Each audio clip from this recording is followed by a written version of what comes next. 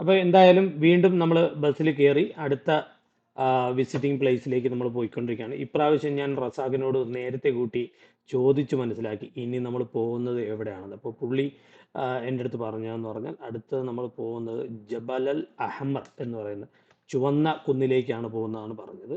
അപ്പോൾ ചുവന്ന കുന്നിലേക്ക് പോകുന്നു എന്ന് പറയുമ്പോൾ പുള്ളി എനിക്ക് തന്ന ഒരു ചെറിയൊരു നോളജ് എന്ന് പറഞ്ഞാൽ അവിടെ ഈ ഇപ്പം കാണുന്ന ബ്രൗൺ ആയിട്ട് കാണുന്ന മല മഴ പെയ്ത് തണുക്കുമ്പോൾ തീർത്തും ചുവപ്പ് കളറാവും എന്നാണ് പറഞ്ഞത്. അത് സത്യമാണോ എന്ന് എനിക്കറിയില്ല, ആവുമായിരിക്കും. അതുകൊണ്ടാണല്ലോ അയാൾ പറയുന്നത്, അല്ലെന്നുണ്ടെന്നുണ്ടെങ്കിൽ അയാൾ പറയാൻ സാധ്യതയില്ല. എന്തായാലും നമ്മൾ ഇനിയൊരു മഴക്കാലത്ത് നമ്മൾ പോകാൻ പറ്റുമെങ്കിൽ പോയിട്ട് അവിടുത്തെ ആ സീനറീസ് കാണിക്കാം. പക്ഷേ ബൈലക്ക് നമ്മൾ അവിടെ ഇരിക്കുമ്പോൾ മഴ പൊടിഞ്ഞു, അല്ലാതെ മഴ വലുതായിട്ടൊന്നും പെയ്തില്ല, ചെറുതായിട്ട് ഇങ്ങനെ പൊടിഞ്ഞു പൊടിഞ്ഞു നിന്നു. അതുകൊണ്ടൊന്നും ആ മല തണുക്കില്ല. മല തണുത്താൽ മാത്രമേ നമുക്കത് കാണാൻ പറ്റുള്ളൂ കേട്ടോ.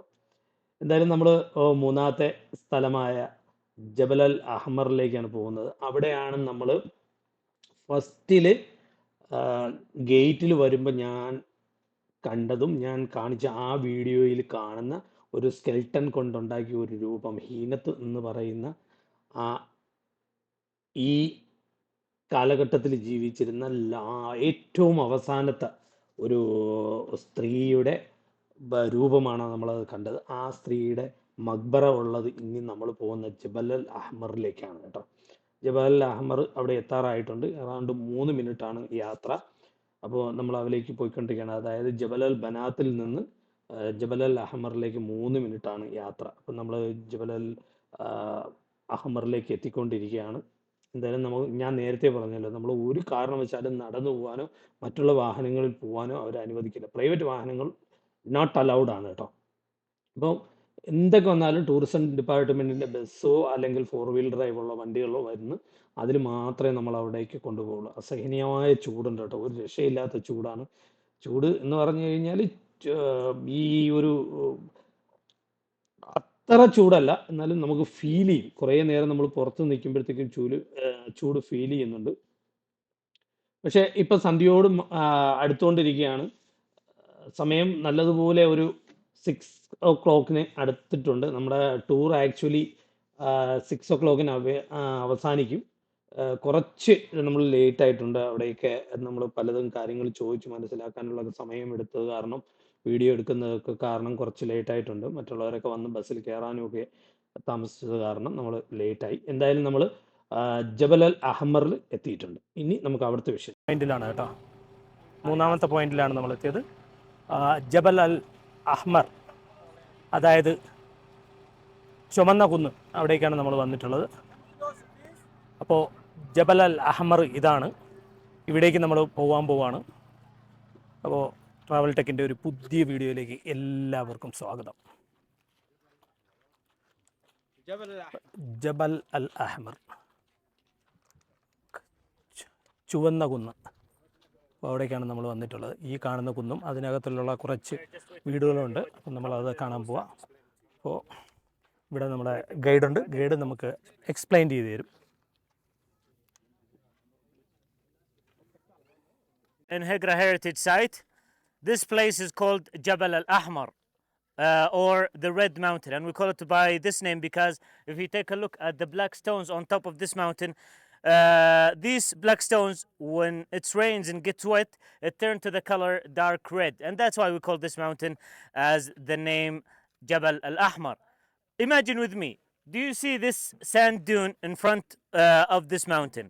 Imagine with me that around 15-20 years ago, this dune is covering the mountain to the half of it, and at the time, Alula, it's a desert area. It doesn't rain a lot over here. So what happened is that it was heavily raining unexpectedly at that time, which caused the height level of the sand dune to reduce and uncover to us one of the tombs. The tomb in question is the third tomb to the right. Do you see the big tomb with the 2 circles resembling roses?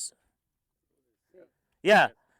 It's the one to the left of it. You can see it. It's a medium-sized tomb with a crack on the entrance. This is the tomb that I am talking about. So because of the rains, the top part of that tomb, it was uncovered. So the archaeological team started digging until they exposed the whole tomb. Now, and the archaeological team when they exposed that tomb, they discovered a wall in front of the door. And that's what gives us this information, that it's closed by two ways. First, it's a wall. They break it off, and then they open the door behind it. There was a wooden door behind it. They open it, and inside the tomb, they discovered 80 skeletons. Yes, 80 skeletons. Big number. And they collected them all. Yes, 80, 80. In one tomb, yes. They collected them all and start to take samples of each skeleton from the bones and analyze their DNA, and also study the bones with a substance called carbon-14 to give us an information about it. So they discovered that the whole 80, they are one family. Yeah, but they are generations, not one generation. Let's say they are the parents, the children, the grandchildren, the grandchildren, etc. And this is a one giant generation inside one tomb. The tomb was owned by a woman called Hayna bint Wahb, depending on the inscription written on top of the entrance of the tomb. And they start search for the oldest skeleton for a woman inside that tomb. And they discovered the skeleton for a woman in the late 30s, early 40s of her age. It died due to an illness. They took her skull and 3D scanned it and created a statue resembling the lichens of that woman. Now the statue is exhibited in a small exhibition in our visitor center. Did you see it? Yes. Yeah. For those who didn't see it, when we finish our tour, you can go and see it. It's in our visitor center. So there's one more thing to see here before we go to the next stop. But before I let you go and see it, do you have any questions regarding Jabal al-Ahmar? Yes, ma'am. All these natural? Are these natural? Yes, they are. They are not natural. They are human-made, but they are old. They are original. Yes, they are not been rebuilt or anything like that. Any other question? Okay, so you can go to my colleague Mishal in the middle part of the parking area. He will show you something very unique, and then after that we will go back to the bus and continue the tour to the next place. You can ask my colleagues, the rangers. They will help you. Don't worry. But for now, you can go over there, and then later, if you maybe you will have time. Okay.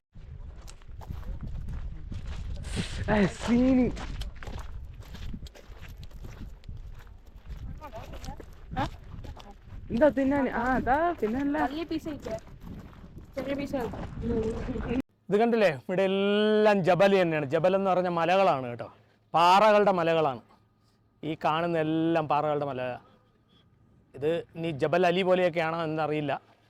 എന്തായാലും നമ്മൾ ഇനി പോകുന്നത് ഇനി അടുത്ത stop അവിടെയാണ്. ഇതാണ് last stop നമ്മുടെ കേട്ടോ. 2 hours ജേണി ഓൾമോസ്റ്റ് ഫിനിഷായി. അപ്പോൾ ഇത് നിങ്ങൾ കണ്ടല്ലോ, ഫേസ് റോക്ക് കണ്ടു. ഫേസ് റോക്ക് ഇതാണ് ഫേസ് റോക്ക് കേട്ടോ. ഞാൻ ക്ലോസ് ആയിട്ട് കാണിക്കാം. ഇത് ഫേസ് റോക്കാണ്, കാണിച്ചു തരാം. നിങ്ങൾ കണ്ടല്ലോ, ഇത് ഫേസ് റോക്ക്.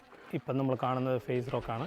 ഇത് ജബൽ അൽ അഹ്മറിൻ്റെ തൊട്ട് അടുത്തുള്ളതാണ്, അതായത് ചുവന്ന കുന്നുകൾ അടുത്തുള്ളതാണ്. പിന്നെ ദേ ആ കാണുന്ന ഇതൊക്കെ കണ്ടില്ലേ, അതും നമ്മൾ അവിടേക്ക് ഇനി പോവും. ആ ഭാഗത്തേക്ക് ഇനി നമ്മൾ പോകുന്നുണ്ട്. അതിൻ്റെ പേരെന്താണെന്നറിയില്ല. അവിടെ പോയാൽ മാത്രമേ അവർ പറഞ്ഞു തരുള്ളൂ. അപ്പോൾ എന്തായാലും നമുക്ക് അവിടെ പോയിട്ട് അത് കാണാം. ഈ കാണുന്നത് ഫേസ് റോക്കാണ്. ഇത് ഫേസ് റോക്ക്.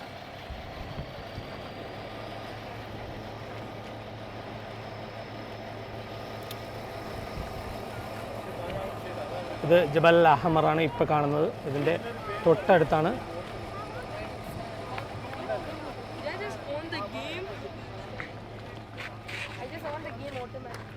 ഇതെല്ലാം റോക്ക് തന്നെയാണ്. ഇത് മൊത്തം റോക്കാണ് ഈ കാണുന്നത്. 4 സൈഡിലും റോക്ക് മാത്രമേ ഉള്ളൂ കേട്ടോ. ഇപ്പോൾ ജബൽ അഹ്മറിൻ്റെ അടുത്താണ് ഇതെല്ലാം. അപ്പോൾ ഈ തോമ്പിലേക്ക് നമുക്ക് പോകാൻ പറ്റില്ല. നമ്മളിവിടെ കയറിയപ്പം എൻട്രൻസിൽ നമ്മൾ കണ്ട ഒരു സ്കെൽട്ടൻ ഉണ്ട്. ആ സ്കെൽട്ടൻ്റെ ഒരു മാതൃകയാണ് അവിടെ വെച്ചിരിക്കുന്നത്. ആ ലേഡിയുടെ തോമ്പാണ് ഇവിടെ ഉള്ളത് കേട്ടോ. അവരുടെ ഖബറടിയാണ് അവിടെ ഉള്ളത്. പക്ഷെ നമുക്ക് അതിനകത്തേക്ക് പോകാൻ പറ്റില്ല എന്നാണ് അവർ പറയുന്നത്. ആക്ച്വലി അവിടെ പോയി കാണേണ്ടത് തന്നെയാണ്. പക്ഷേ എന്ത് ചെയ്യാം, അൺഫോർച്യുനേറ്റ്ലി നമ്മൾ അതിനകത്തേക്ക് അലൗഡ് ചെയ്യില്ല.